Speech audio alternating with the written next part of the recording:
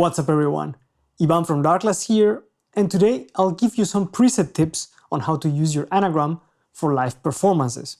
For this video I created 3 presets and I'm going to walk you through each one of them, show you the blocks, their settings, and why I chose them.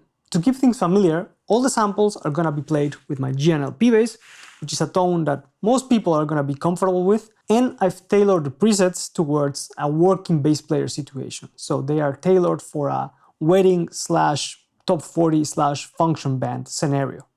Let's check out the screen of my Anagram and I'll walk you through the first preset. As you can see on the screen, we have the first preset called top 40. And right now, all the foot switches are off. We are in stomp mode. And if I scroll through the screen, all the blocks that are active right now are the Peggy bass, a bass cabinet, a 6-band EQ, and a bus compressor. And this is how it sounds like.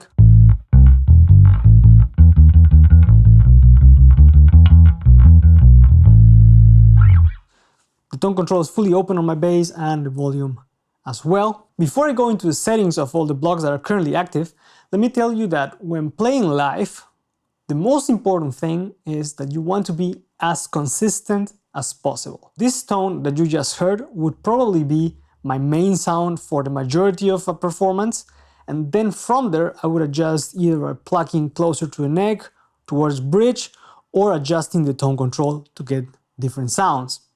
Even with the exact same settings, tone control fully open, volume fully open, I can vary the sound if I adjust my technique.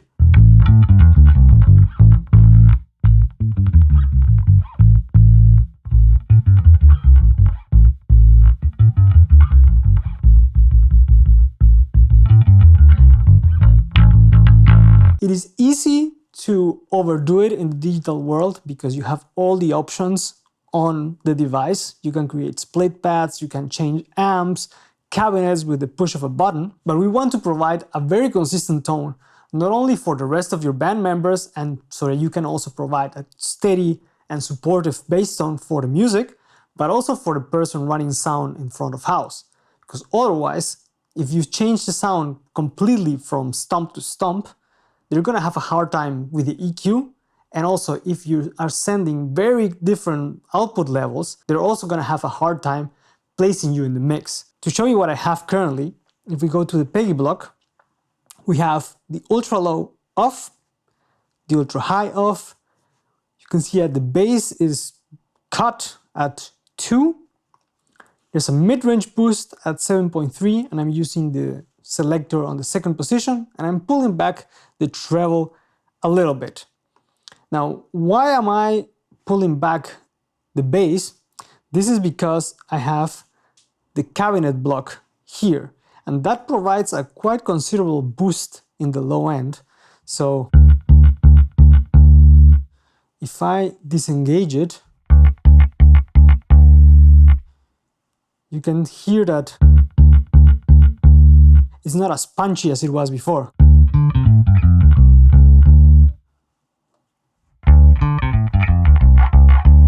If I wanted to play without a cabinet, I would probably put the bass back at 5 and also maybe pull back the mid-range a little bit. Personally, I like using a cabinet, so that's why I have it there. But as a result, I do have to pull the bass back a little bit because it's easy also to boost too much bass for live performances, even more so if the stage has subs underneath, because the bass is going to be even more pronounced. So be careful with boosting bass if you're playing live and the stage has also subs. As you can see, I am boosting some mid-range to compensate the scoop that happens naturally when you add a cabinet. And when you're practicing at home or playing at home, it's easy to want to cut mid-range because it sounds better on its own. But live, for the same reason that the bass is gonna be very present, we need that mid-range to make the bass more audible and to have more articulation. So don't be afraid to boost some mid-range for your bass tones as well. I'm pulling a bit the treble, that's just personal taste, but as a general rule, usually for live tones, you need a little bit less treble than if you are recording, because the volume is a lot higher, so you're going to perceive the treble frequencies also much more clearly. So maybe it depends, of course, on the bass and what kind of music you're playing, but don't be afraid also to pull back a little bit on the treble because it can get harsh if you boost too much. For the cabinet, I'm using the Peggy 4x10 combined with an SM7B style of microphone, and I have the microphone in the cone position, which is a good mix between high definition and warmth. And I like the SM7B because it has a good punchy low end, but also good mid-range, which helps to be audible in the mix as well.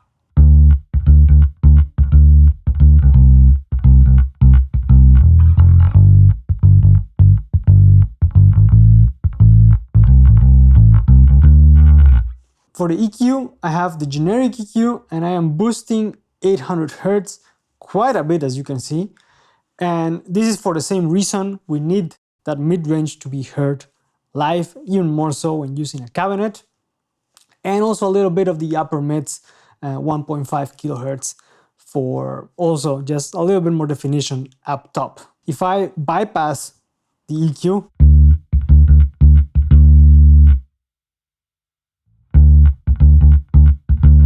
it's not very drastic, but it definitely adds.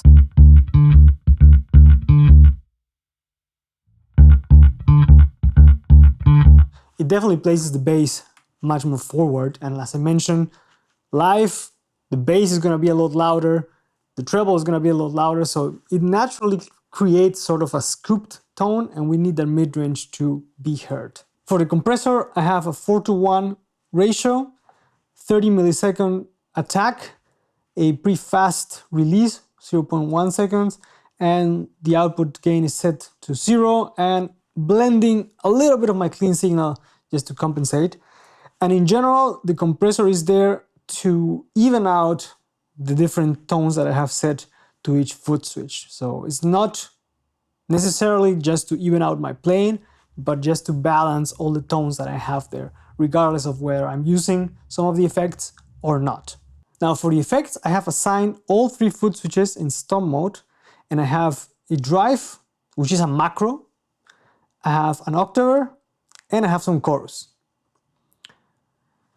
On the chain view, if I engage the drive, we have 3 things that turn on at the same time.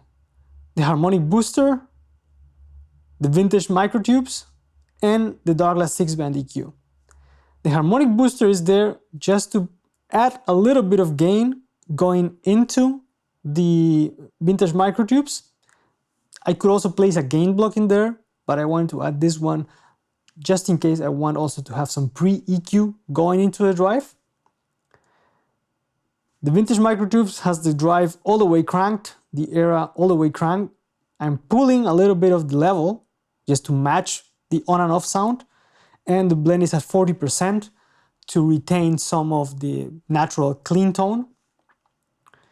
And then the 6-band EQ, I am boosting some low end to compensate for the lack of low end that happens no matter which drive you're using. 3 dB is not too much, it's just to bring it up to the level it was before. And also boosting a little bit of upper mid-range again, just to push the drive and make it a bit more forward. And this is how it sounds like.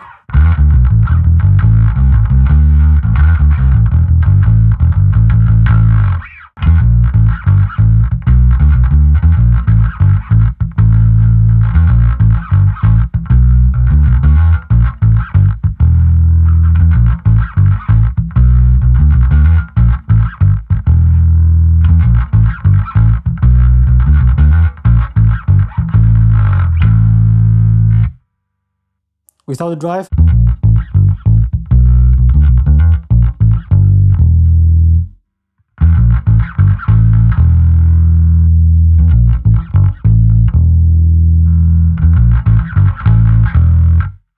As you can hear, the overall balance remains the same, it's just that you hear more of that drive, more of that mid-range coming through, which thickens things up a little bit when you engage it. It's not a really in-your-face kind of distortion. It's just to really push the bass slightly forward without being too aggressive. For the second effect, we have the sub lemon, and this is just in case you need to hit any lower notes,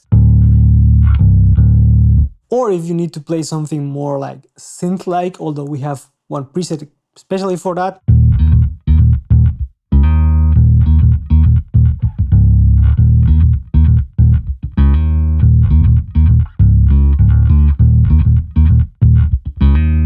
And here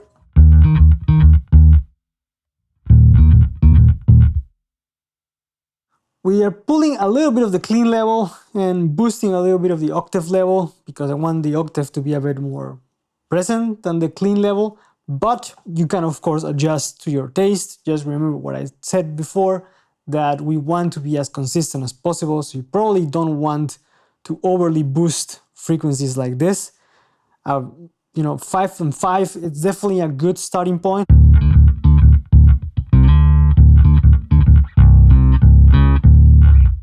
Or you can also just go like this.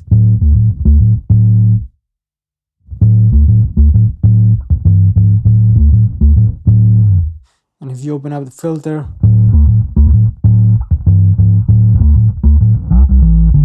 it's definitely up to taste. And for the last effect, I have a chorus, which is useful for a lot of 80s rock pop songs.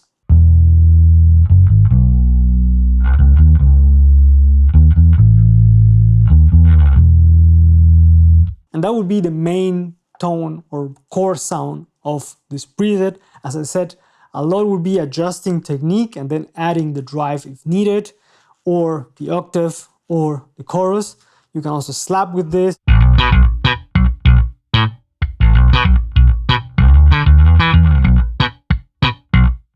And it definitely works. Now the next preset is exactly the same as before, because as I mentioned, we want to keep things consistent, but it's made to work with a pick or plectrum. I've made some slight adjustments to balance the sound, but in general is the same. And just to give you an example, I'm going to play.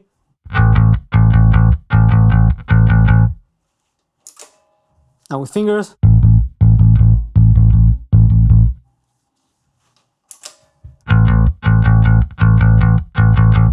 The low end remains pretty consistent between both of them, and what I've done is that I've boosted a little bit the low end on the Peggy bass amp to compensate for the normal lack of low end of a pick. And since we want to keep things consistent for front of house and for the overall sound, I boosted some low end. You can, of course, if you want, add more things or different things. You could add maybe a different drive or a fuzz if you want to, but the main sound remains the same. It's just that when you need to play a song with a pick, you can swap to this preset and your sound is going to be balanced. For the drive here, I've also adjusted a little bit the character, because a pick is going to naturally change the way a distortion sounds. It's going to be more forward, so I adjusted the settings a little bit on the drive. You have slightly less drive, different level and different blend amount.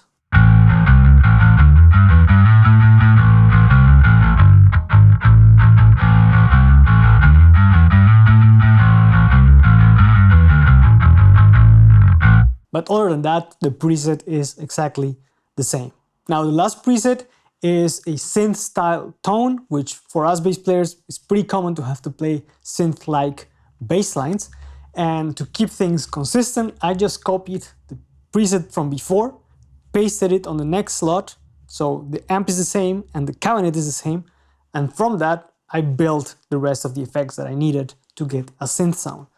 So the Peggy amp is the same, the Peggy 4x10 cabinet is the same.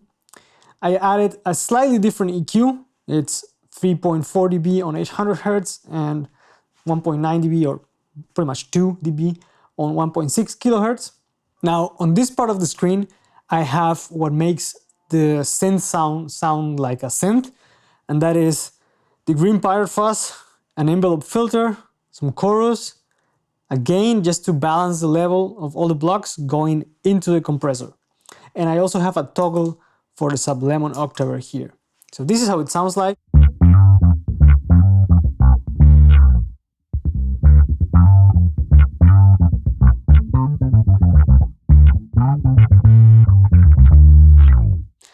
If I engage the sub-lemon,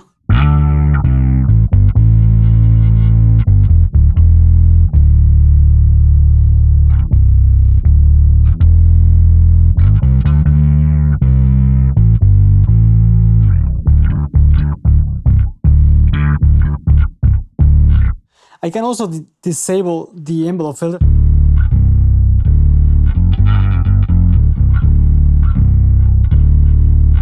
For a different kind of synth tone, but this is, again, based on the same core sound. So I took the same amp, the same cabinet, and then from there I built the rest. Now, from the green Pirate fuzz, I have very little distortion, 2 only. I don't have the tone enabled. The level is pretty low and the blend is at 50%. And this is just to bring up a little bit of saturation going into the envelope filter and then going also into the other blocks. Because if I bypass it,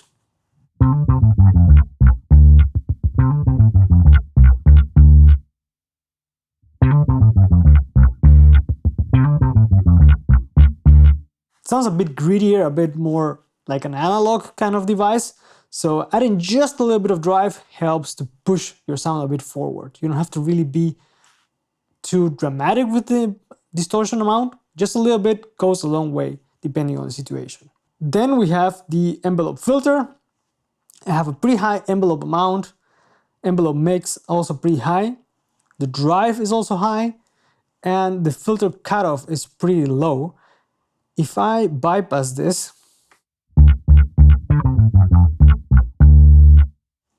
and if I turn the envelope amount, it just doesn't open up too much. And if I were to open the cutoff,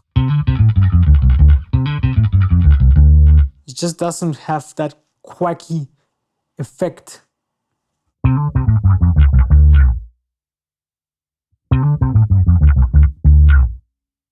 If I pull back on the resonance,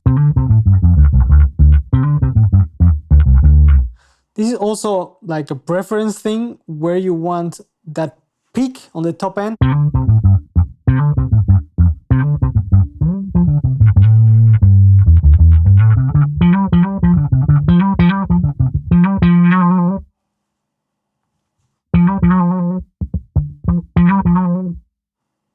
And if I bring in the fuzz,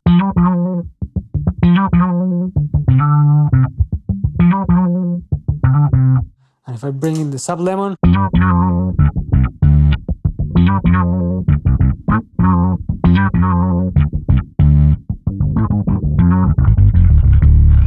now the chorus is there just to bring a little bit of movement to the sound, sort of like a, a synthesizer that moves, kind of like an oscillator kind of vibe.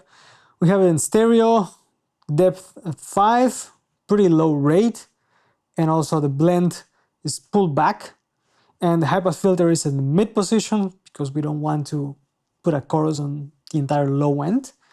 And to demonstrate the effect, I'm going to engage the sub-lemon and the fuzz and turn the chorus off.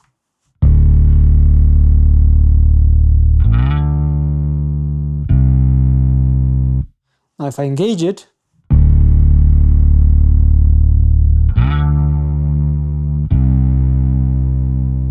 you can hear the pulse effect of the chorus.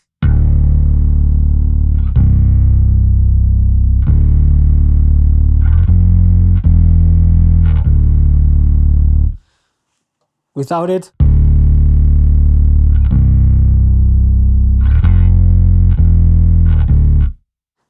adding the chorus definitely brings quite a bit of vibe to the tone.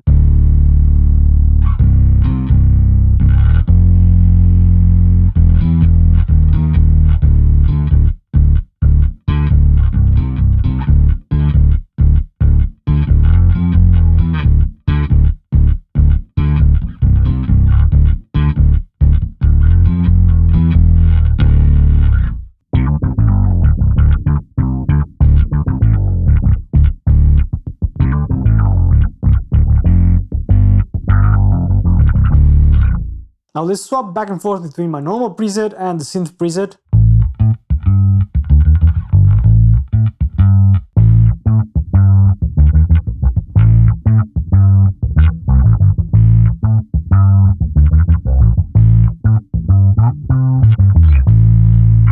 So there you have it. I think these 3 presets are a good starting point for a working bass player that needs to cover quite a bit of ground in a cover band situation. As I mentioned before, you can find these presets on the Darkglass suite and download them and then tweak them to your liking. I hope you liked the video, thank you for watching, and I'll see you on the next one. Take care.